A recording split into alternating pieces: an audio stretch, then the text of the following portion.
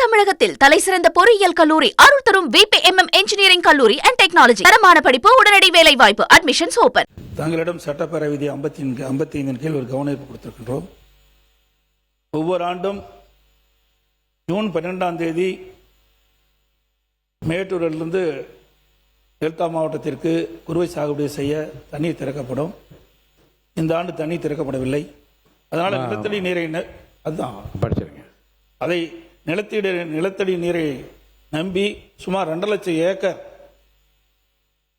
விவசாயிகள் குறுவை சாகுபடி செய்தார்கள். அதில் 1 லட்சம் ஏக்கர் தண்ணி இல்லாமல் காய்ந்து. மாண்பு உறுப்பினர், நீங்க வந்து அறிவிப்பு கொடுத்திருக்கின்றீர்கள். அரசிடமிருந்து இன்னும் பதில் வரல. என்னன்னா நீங்க விளக்கமா சொல்ல இருங்க, ஒன்று சொல்லிடுறேன். இதே போன்று நீங்க விளக்கமா சொல்ல ஆரம்பிச்சு பதில் வராமல் நான் அதை அனுமதித்தால் அரசாங்கம் வந்து பதில் தருவது ஏன் தாமதப்படுத்துகிறது, ஏன் பதில் விலை என்ற பிரச்சனை வரும். பதில் வந்தவுடன் விரிவாக பேசுவதற்கான வாய்ப்பு இப்போ மென்ஷன் பண்ணிட்டீங்க. இப்போ இல்லை, இப்போது நீங்கள் பதிவு செய்துவிட்டு மேட்டூர் அணையில் ஏன் தண்ணீர் திறக்கவில்லை என்பது வினாவாக கேட்டுவிட்டீர்கள். விளக்கத்தை மாண்புமிகு நீர்வளத்துறை அமைச்சர் வந்து பதில் கிடைத்தவுடன் இதே அவையில் நான் பதில் சொல்லுவேன். அது வரைக்கும் இதை மென்ஷன் செய்ததாக பதிவு செய்ததாக நான் ஏற்றுக்கொள்கிறேன். பதிவு பண்ணியாச்சு.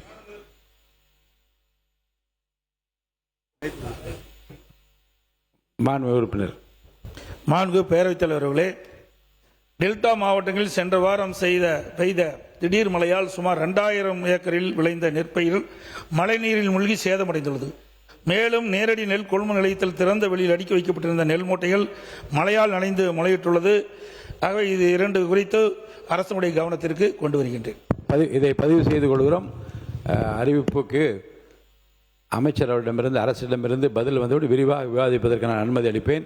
இதோடு மென்ஷன் பண்ணியது போது இன்றைக்கு 13 உறுப்பினர்கள் பேச வேண்டாம். 6 மானிய கோரிக்கைகள் நான் விவாதத்துக்கு எடுத்துக்கோ. 2026-27 ஆண்டுக்கான மாண்பு வேளாண்மைத்துறை அமைச்சர் அவர்கள். மாண்புமிகு பேரவைத் தலைவர் அவர்களே, முன்னாள் முதல்வர் மாண்புமிகு பேரவை உறுப்பினர் திரு ஐயா எடப்பாடி பழனிசாமி அவர்கள் திருவாரூர் மற்றும் நாகப்பட்டினம் உள்ளிட்ட டெல்டா மாவட்டங்களில் மழை பெய்து பயிர்கள் பாதிப்படைந்திருக்கு நிவாரணம் வழங்கும் என கூறியிருந்தார். இது குறித்து மாண்புமிகு பேரவைத் தலைவர் வாயிலாக சில விவரங்களை பேரவைக்கு தெரிவிக்க விரும்புகிறேன். 2026ஆம் ஆண்டு தென்மேற்கு பருவமழை காலத்தில் தமிழகத்திற்கு இயல்பாக கிடைக்க வேண்டிய மழை அளவு 185.6 மில்லிமீட்டர். ஆனால் 23/8/2026 வரை இயல்பை விட 18% குறைவாக 151.4 மில்லிமீட்டர் மட்டுமே கிடைத்துள்ளது. இந்நிலையில் கடந்த 20/8/2026 முதல் டெல்டா உள்ளிட்ட சில மாவட்டங்களில் காற்றுடன் கூடிய லேசான மழை, மிதமான மழை பெய்து வருகிறது.